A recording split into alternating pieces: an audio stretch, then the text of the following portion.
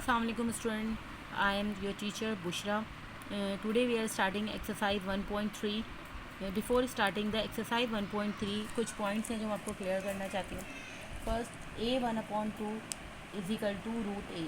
इसको इन दोनों तरीके से right, you can write both of method. a1/2 is equal to under root a. It mean that कि इसको इस तरीके से भी लिखा जा सकता है, इसको इस तरीके से लिखा जाता है, मगर ये मेथड हमारा एक्सपोनेंशियल फॉर्म कहलाती है और रूट के अंदर लिखने के लिए कहते हैं radical form.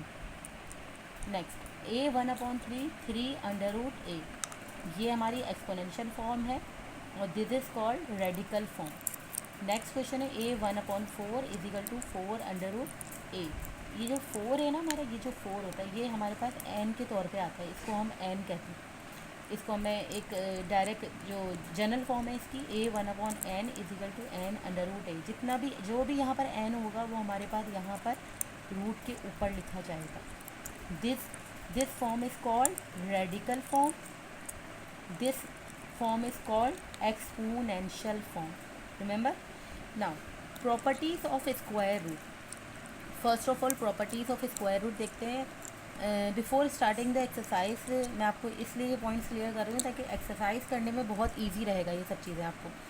Under root a multiply by under root b, इसको हम दो एक ही रूट बनाएंगे और ए और बी दोनों लिख देंगे. ए और बी एक जनरल फॉर्म होती है. जब जनरल फॉर्म में बताया जाता है तो जनरल फॉर्म में ए और बी लिखा जाता है. अब सपोज़ करें कि अब हमारे पास ए की वैल्यू 3 है और बी की वैल्यू 2 है, तो हम दोनों को रूट में लिखेंगे और 3 मल्टीप्लाई बाय 2 अंडर रूट में आ जाएगा 6. नेक्स्ट क्वेश्चन, ये 1 2 3 तीनों क्वेश्चन आप सेम खुद से करेंगे. क्या करना है इसके अंदर, सिर्फ रूट बनाएंगे, रूट बनाएंगे और 4 मल्टीप्लाई बाय 2 राइट करेंगे और रूट के अंदर 8 लिख देंगे. तो एक क्वेश्चन मैं आपको करके दिखाती हूँ. अंडर रूट 4 मल्टीप्लाई बाय 2 और आंसर हमारा आ गया 8. ये हमारे पास किसके लिए, ये फर्स्ट स्क्वायर रूट की प्रॉपर्टी है. इसमें ए और बी डिफरेंट नंबर होने चाहिए.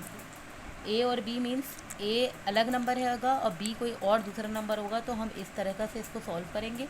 नेक्स्ट क्वेश्चन, ये दो क्वेश्चन आप खुद you can do yourself. Next property है हमारे पास under root a upon under root b. Upon मतलब divide, under root a upon b. इसमें भी दोनों वैल्यू डिफरेंट है, तो इसको हम कैसे लिखेंगे, under root a upon b. इसमें ए की वैल्यू 3 है और बी की वैल्यू 2 है, यानी कि डिफरेंट वैल्यूज हो सकती हैं कोई भी. 3/2 हम लिखने का तरीका देख लें कि एक रूट बनाया और उसके ऊपर लिख दिया 3/2. नेक्स्ट क्वेश्चन भी ऐसा है, under root 5/6 root under root 6, तो इसको रूट में एक दफ़ा 5/6 लिख दिया. Next question, third question you can do yourself. Okay.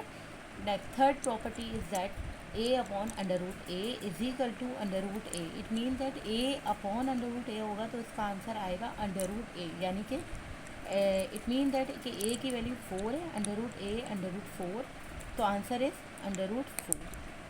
Next question you can do yourself. 5 under root 5, what is the answer of this, under root 5. Okay. Next 2 question are remaining, so you have to do yourself. Okay.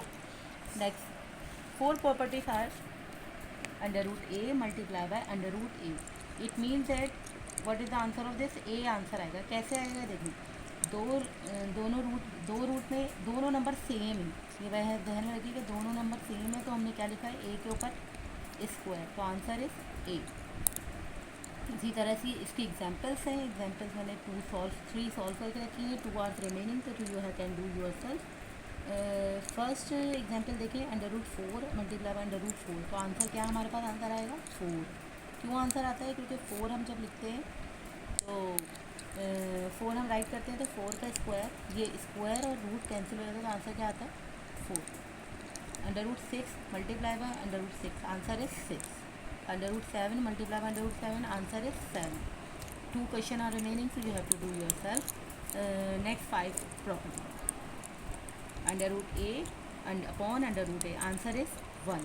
अब कोई भी number हो ना, तो ए और ए का मतलब ये होता है कि दोनों नंबर सेम होंगे. अब वो कोई से भी नंबर हो सकते हैं कि 5 5 रख लिया तो आंसर इज 1, क्योंकि रूट और रूट कैंसिल हो जाएगा, तो क्या आंसर आ जाएगा 1. 1 question are remaining, so you have to do your self.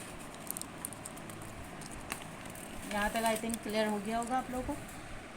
6 property most important क्या सारी प्रॉपर्टीज इम्पॉर्टेंट है। 6 प्रॉपर्टी लुक है m√a plus n√a। Plus minus मैंने लगाने का मकसद पता है क्या है कि आप कभी प्लस भी आ सकता है कभी माइनस भी आ सकता है, तो आपको सिर्फ m और n को क्या करना है, कभी प्लस करना है कभी माइनस करना है। m+n √a। अब इसमें बहुत सारी प्रॉपर्टीज़ हैं। देखिए 2√3, अब मैंने एक एग्जाम्पल्स ले लेती हूँ, जैसे 2√3 प्लस 4√3, 2 + 4 किया मैंने, क्या आंसर आया 6√3। आंसर क्या आएगा 6√3। 4√5 प्लस 3√5, आंसर क्या आएगा 4 + 3√5। 2 examples are remaining, so you have to do yourself. I think clear हो गया होगा। ये बस जो हमारे पास ये n, ये जो n ये कहलाता है n, तो ये इस n को ऐड करना है, m और n को ऐड करना है। अगर यहाँ पर माइनस है तो माइनस करना है, अगर प्लस है तो प्लस करना है। तो आंसर हमारे पास आ जाएगा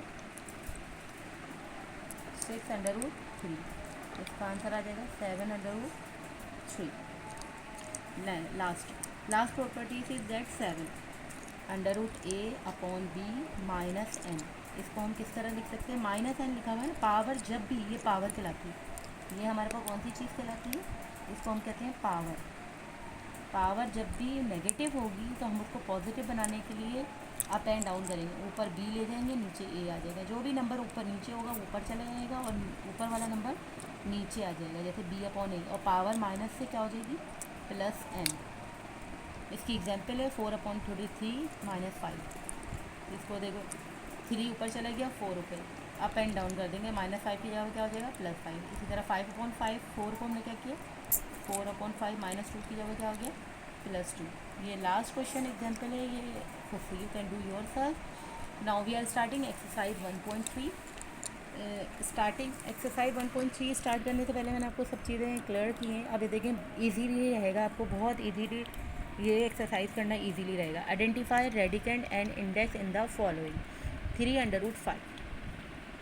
इसमें रेडिकेंड क्या है, जो रूट के अंदर वैल्यू होगी वो रेडिकेंड कहलाएगी, और जो रूट के बाहर रूट के ऊपर होगी मतलब इंडेक्स कहलाएगी। पहला पार्ट आपको क्लियर हो गया होगा। देखिए रूट के ऊपर जो होगी चीज़ वो इंडेक्स कहलाएगी, जो रूट के अंदर होगी वो क्या कहलाएगी radicand. 2 and 3 part do yourself exercise 1.3। Now question number 2, transform the following into exponential form. अब एक्सपोनेंशियल फॉर्म मैंने अभी आप पूरा मेरा लेक्चर देखेंगे तो फिर क्लियर हो जाएगा इजीली। √3/4, 3/4 रूट को हम, रूट हमेशा इक्वल होता है 1/2 के, तो रूट की जगह पे हमने क्या लगा दिया 1/2। ये हमारे पास कहलाती है एक्सपोनेंशियल फॉर्म और this is called radicand form. अब एक्सपोनेंशियल फॉर्म में अब देखें रूट का आंसर मैंने क्या बताया 1/2 के बराबर होती है ना, तो रूट जब रूट 1/2 के बराबर होती है तो ये यहाँ पर 5 ऑलरेडी लगा हुआ है, तो इसी वजह से ये क्या आंसर आ गया 5/2। इसमें भी थर्ड पार्ट देखो मैं आपको क्लियर कर देती हूँ, y/x है ना, क्या आंसर आ जाएगा इसका। अच्छा इसको पावर, पहले पावर को हम नेगेटिव से पॉजिटिव बनाएंगे, क्या हो जाएगा x/y +5। मैंने अभी आपको एक प्रॉपर्टी बताई थी, उसमें बताया था कि x ऊपर जाएगा y ऊपर आ जाएगा तो +5 हो जाएगा, और आंसर क्या आ जाएगा x/y 5/3। ये वाला जो हमारी ये वाली वैल्यू है ये क्या कहलाती है हमारे पास इंडेक्स हमारे पास नीचे आ जाएगा। इसी तरह से फोर्थ पार्ट आप खुद करेंगे।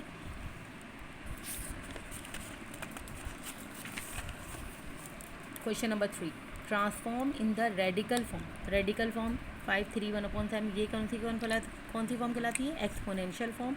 इसको हम रेडिकल फॉर्म में कैसे करेंगे, 5, 3 लिखा, ये 1/7 कहाँ चला जाएगा, यहाँ 7 में आ जाएगा और रूट बन जाएगा। ये हमारे पास कौन सी कहलाएगी रेडिकल फॉर्म।